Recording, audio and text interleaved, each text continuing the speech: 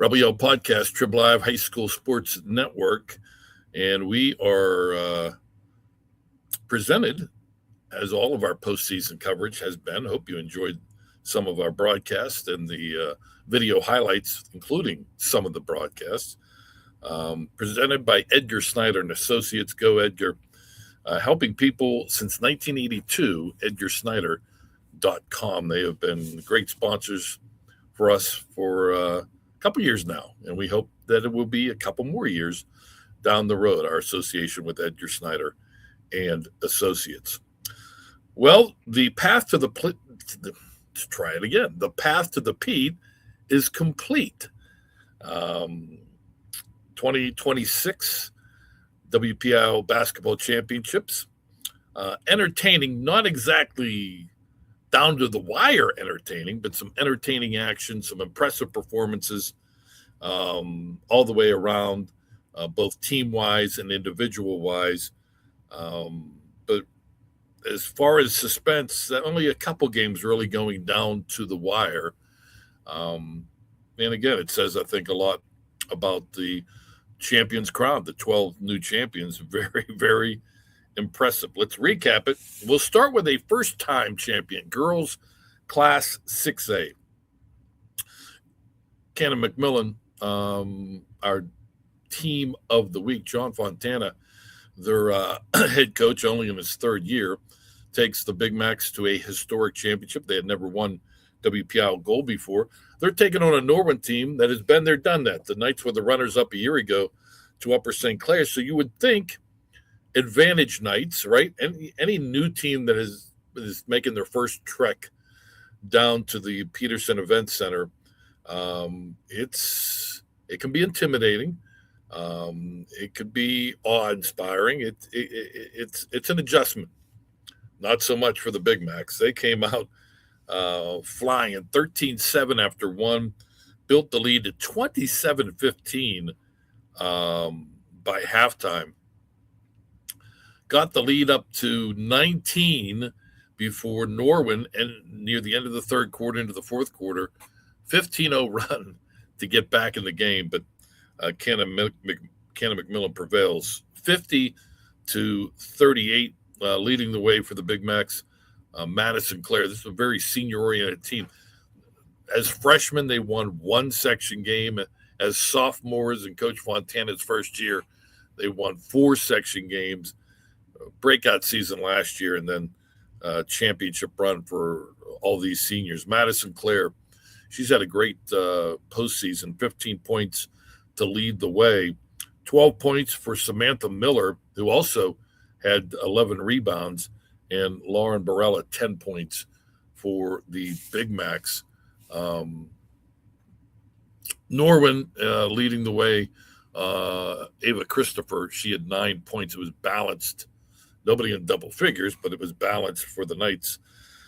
Great run to try to make it a game, but they will settle for silver for a second straight year. 50-38, Cannon McMillan over Norwin in the girls' Class 6A championship game. All right, the girls' Class 5A championship game. Stop if you've heard this before. South Fayette, WPIAL champions, making their 5th straight trip to the title game. They had won 3 in a row, were the favorites to win again last year, but Peters Township, and a very good Peters Township team, I'm not going to call it an upset, but they upended, came back, and stunned South Fayette, ending the Lions' 3-year run. But it's now 4 in 5 years for South Fayette as they defeat Thomas Jefferson 57-38, just too much. I mean, the Lions have been the dominant team really in the district all year. Only one loss out of state. And they're going to be possibly the favorites to win another state championship as we get ready for the PIAA playoffs. 15-9 after the first quarter. The Lions went to the locker room only up 26-21, but they had a big fourth quarter, pulled away, outscoring the Jaguars 21-10 in that fourth. I think it was a combination of South Fayette coming on and TJ maybe wearing out after fighting the good fight. Haley Lamondi, leading scorer for South Fayette with 19 points. Layla Wright, Juliette LaRue, 14 points each. Dominated the board. Well, had the advantage on the boards, 32-21, kind of as expected. Riley McCabe leading the way for the Jaguars, the only player in double-digit scoring with 10 points.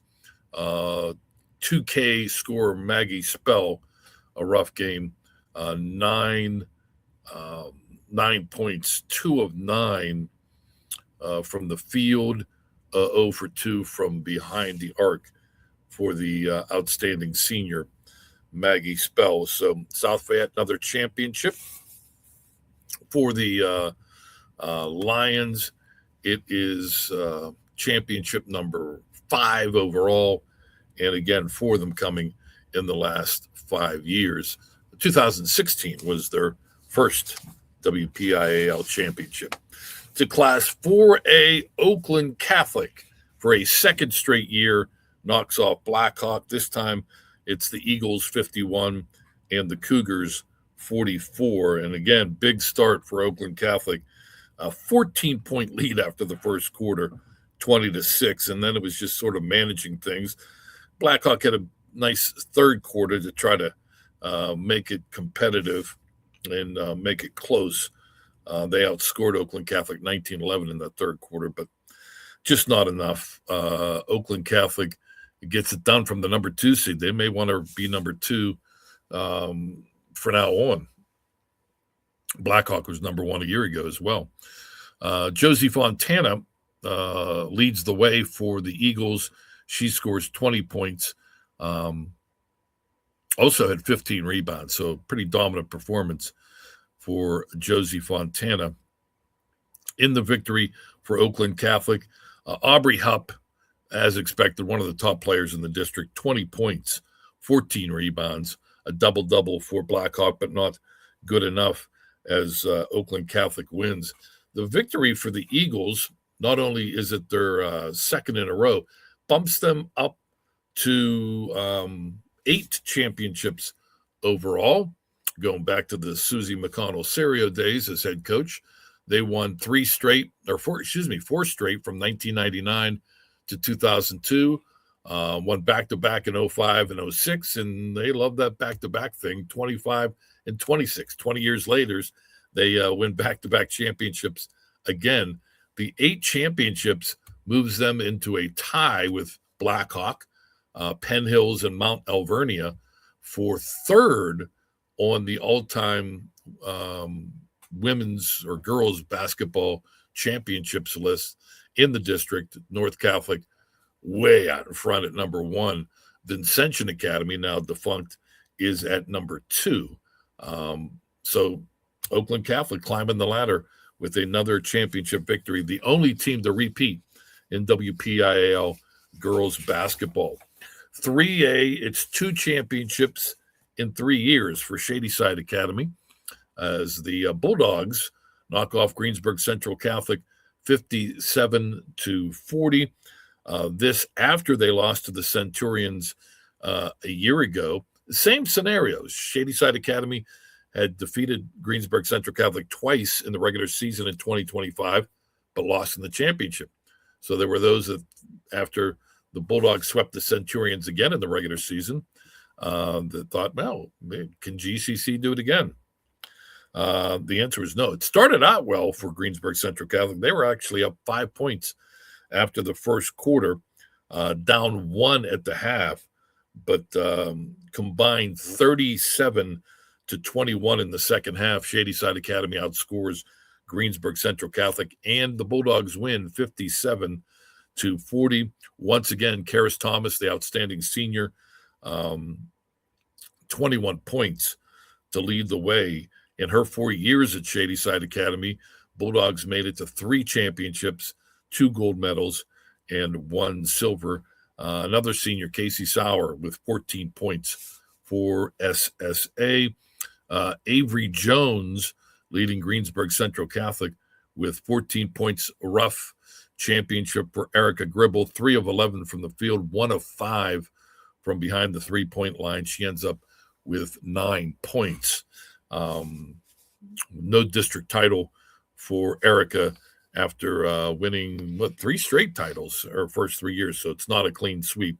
She will have 1 silver to go with her 3 gold. Shadyside Academy 57, Greensburg Central Catholic 40 in the girls Class 3A championship game. 2A championship game, the Shannock back on top. The Lancers winning their 4th WPIAL championship.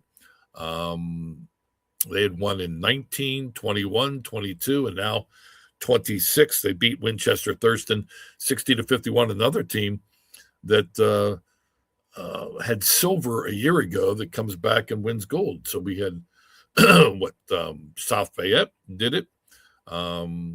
Just talked about Shadyside Academy doing it, and Neshannock as well. Runners up in 25, champions in 26. Deadlocked after 1 quarter. The Bears had a 4-point lead at the half, but big third quarter where Neshannock took over, outscoring Winchester Thurston 18-5. They played even in the fourth quarter, but the damage had been done. 9-point victory for the Neshannock Lancers. Big game for Peyton Newman. She's had a dominant postseason. Our player of the week last week. Sorry, Peyton, we won't go back to back with 2 straight, but 24 points to lead the way for the Lancers. Sophia Bonner, 15 points for Neshannock. In a losing cause, Deshae Cochran with 20 points, Jasmine Hollins. Those two have been a great 1-2 punch for the Bears the entire postseason. Hollins with 18 points. Winchester Thurston, game effort, but they fall to Neshannock 60-51. And finally, Class A game that does go down to the wire, the only girls game to do so. Sarah Catholic holds on to defeat Geibel Catholic 47-46. If you don't know the story by now, the Gators were playing a little shorthanded. They were playing, let me grab here. It was Mallory Clemmer, talented sophomore. Her and Emma Larkin had been like a 1-2 punch for the Gators all season and into the postseason. And she's got height too, 6'1". She broke her wrist while celebrating a overtime victory in the semifinals over top seed Aquinas Academy. Obviously, great excitement. Unfortunate injury, and a lot of people thought without her that it might be tough sledding for Geibel Catholic, but not the case. It was really a close game throughout. Both teams had runs, but nothing that neared double digit as far as the lead. Gators led by 1 at the half. It was deadlock, or led by 1 after 1, deadlocked at the half. Geibel Catholic a 1-point lead going into the fourth quarter. And they had some momentum. Part of it was because of our current player of the week, Lexi Pierce, who had scored 17 points all in the first half, was phenomenal. She scored the Eagles' first 13 points of the game, suffered a bad knee injury in the third quarter, had to be stretchered off the court, was able to, before they took her to the hospital, come back in a wheelchair just to sort of watch the final 4 minutes of regulation. She was there for the end and was able to celebrate with her team, which was awesome.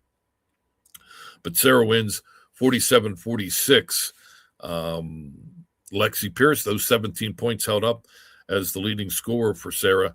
Another outstanding youngster. Lexi's a freshman. Bella Dombrowski, a sophomore, 16 points, and she really took over in the fourth quarter without Pierce in the lineup.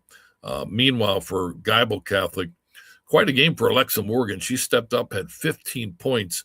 Leading scorer Emma Larkin does what she does, 22 points, even though she was struggled from the field, 6 of 28 shooting, not a high percentage, did a nice job from the free throw line.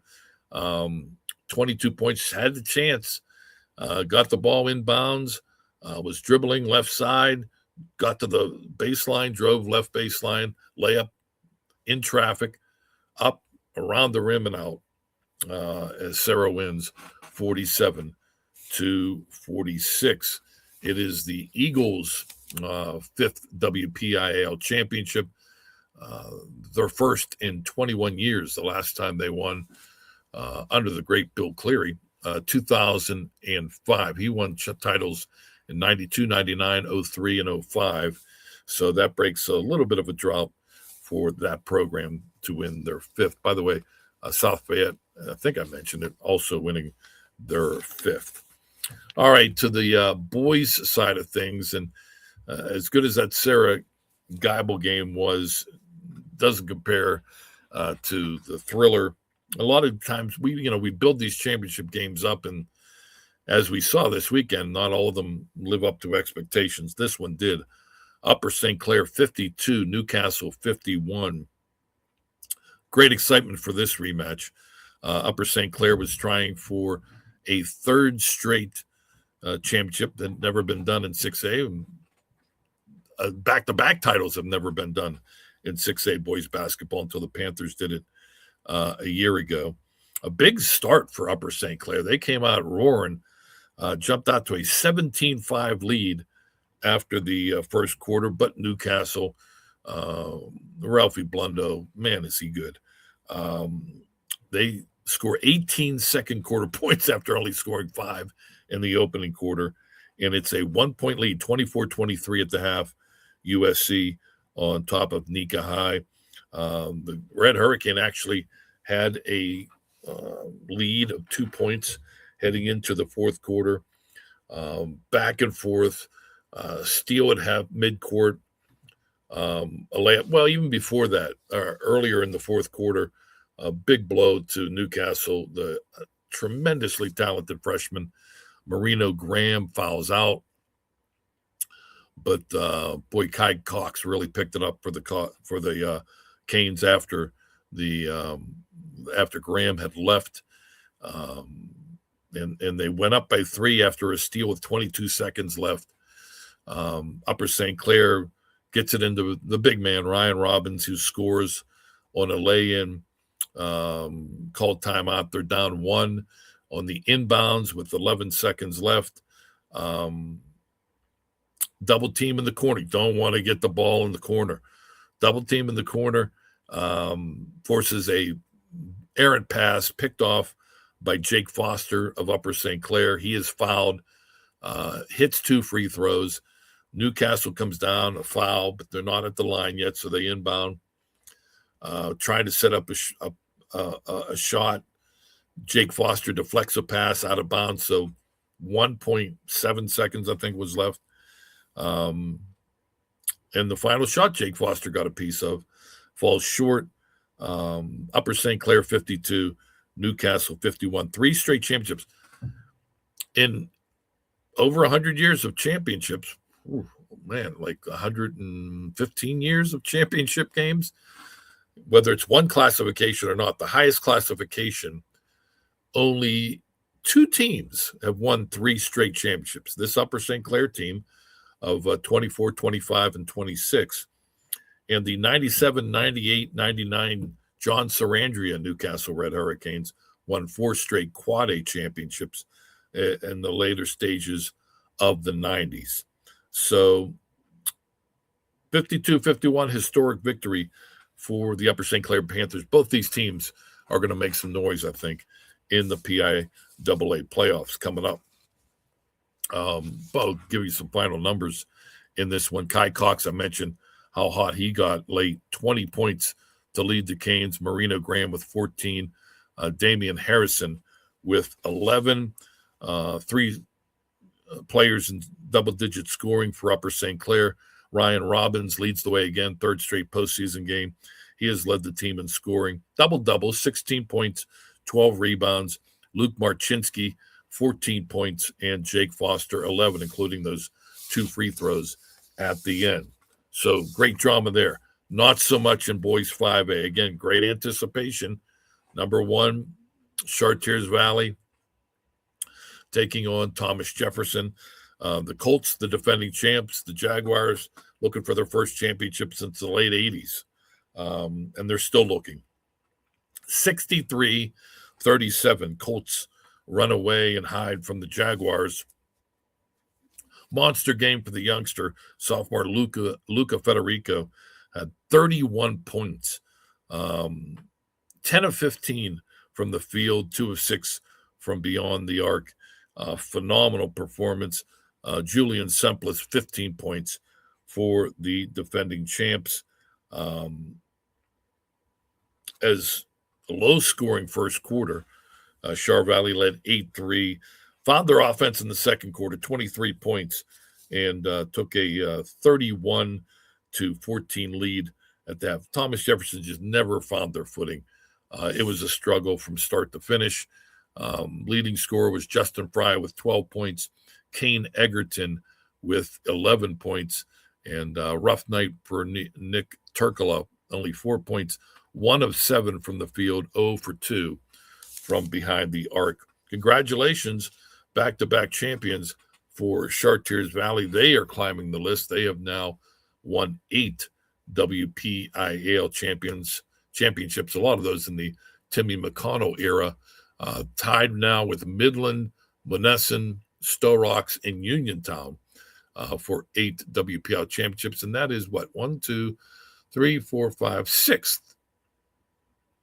Okay, can't read. 7th on the all-time championship list behind some impressive schools. Congratulations. Back-to-back championships for the Chartiers Valley Colts.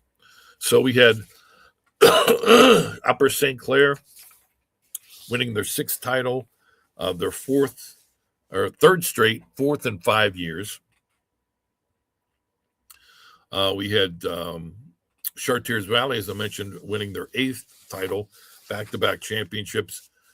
Not the case in 4A. We have a first-time winner, first-time champion, the Knock Knights.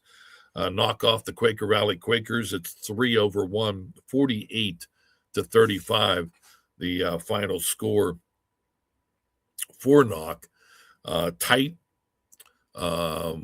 especially in the first half. Knights up by 1 after 1, down by 1 at the half, but they pull away in the second half, outscoring Quaker Valley 29-15 to win by 13 points.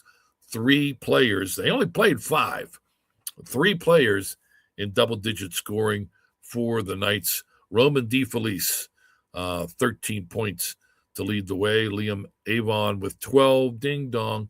Derek Lang with 10 points. Avon, by the way, also with 9 boards for the Knights. Only Quaker in double-digit scoring was Harrison Curley with 12 points. So, Knock, congratulations. First ever WPIAL championship. It was a good Knights, 48-35 in the 4A boys championship game. Rematch in the boys 3A, lots of rematches. I think a record 5, 3 boys, 2 girls from a year ago. South Allegheny against Aliquippa in the 3A championship game, and they reverse roles. South Allegheny winning a year ago. Aliquippa wins this season, 65-54. The Quips over the Gladiators. Aliquippa jumped out, 4-point lead after 1, but the Gladiators came back, tied the game at the half. Quips went to the 4th, up by 4, and pulled away, outscoring the Glads 24-17 in a back-and-forth fourth quarter. Monster game for Khalil Good. He lived up to his last name. He was very good, 30 points for the talented senior who had a championship when he was playing alongside his brother Quentin a few years ago. 2 Quips with 13 points each, Antonio Reddick Jr. and DeJuan Hill with 13. Big game and a losing cause for the Gladiators. Drew Cook, WPIAL's leading scorer for a reason. He had 28 points. Jake Ewer, part of the reason the Gladiators struggled earlier this year was they were without Jake Ewer. He had 10 points for South Allegheny. So the Gladiators' reign as champions comes to an end. Aliquippa back on top, and with that championship, they are alone on top for most WPIAL Boys Basketball Championships. They were tied with Newcastle. Both teams had a chance for that 15th championship. Newcastle came up a point short. Aliquippa wins by 11. So they are now a 15-time WPIAL champion. To a championship game, another rematch. This of the semifinals a year ago, in which Jeanette surprised Sewickley Academy, and then Jeanette went on to win the WPIAL championship. They do not repeat, however, as Sewickley Academy wins 52-38. 3-point lead in a tight game early on for the Panthers, but they made it an 8-point lead by halftime, and fourth quarter pulled away, outscoring Jeanette 15-9 in that final quarter to win by 14 points, 52-38. Mamadou Kane and Adam Ikamba with 14 points each for the Panthers, 10 points each for Jeanette's Marcus McGowan and Xavier Odoricio Ferro, both with 10 points. Almost a little dust up at the end, but calmness prevailed as Sewickley Academy wins. Jeanette, I know I was listening in on the press conference. They are very anxious to have another matchup with Sewickley Academy in what would be, I believe, the PIAA state semifinals if the Jeanette Jayhawks and the Sewickley Academy Panthers take care of business in the first 3 rounds. That would be exciting, to say the least, as Sewickley Academy adds another championship. Let's see, that was championship number 6 for the Panthers, their first in 8 years. 2018 was the last time Sewickley Academy won. That's back when the late great Win Palmer was the head coach of the Panthers. And finally, in the boys Class A championship, another rematch, Neighborhood Academy. I said 5 total. It was 5. There are a lot of rematches. Sarah Catholic and Neighborhood Academy for second straight year. Last year, Neighborhood Academy pretty impressively defeated Sarah Catholic. They're section rivals or foes, so they met twice this year, and both were competitive games won by the Bulldogs. Bulldogs win this one, and it was competitive. They pulled away at the end, 60-48. Neighborhood Academy knocks off Sarah Catholic. Bulldogs up 3 after 1, but it was only a 1-point lead going into the locker room at the half. They outscore Sarah 19-11 in the third quarter, and that proves to be the difference in a 12-point victory. Second championship. They've been a part of the WPIAL since 2021, so back-to-back championships for the Bulldogs, led once again by Kedron Gilmore, 24 points for the talented junior. Dante Wright, 11 points. Trey McMurray, 10 points for Neighborhood Academy. Big game and a losing effort by Tyler Sapita. He's had a strong postseason as well. 24 points for Sapita. Braden Graham with 10 points for Sarah Catholic. Tyler Graham, his brother, really had a great sequence in the third quarter, late third, early fourth, 3 straight steals leading to 3 straight layups. But Sarah falls 60-48 to Neighborhood Academy. So the Bulldogs of Neighborhood Academy, the Colts of Chartiers Valley, and the Eagles of Oakland Catholic all repeat, and Upper St. Clair a 3-peat for Danny Holzer's Panthers. So a lot of excitement at the Peterson Event Center. I want to give a shout out to our producer, Chris Lackner, and also Kyle Dawson, Sean Saputo, Jess Levo, there for all 12 games, representing the team, pounding it away, social media, video clips, our broadcasts as well. So monster effort by those four, and the entire team, the working team, did a great job. So kudos to everybody involved. All right, that'll do it. We'll continue these recap podcasts after each round. So next Sunday, we'll have another one recapping the first round of the PIAA playoffs. Thanks to Chris Lackner. Thanks to our friends at Edgar Steiner and Associates.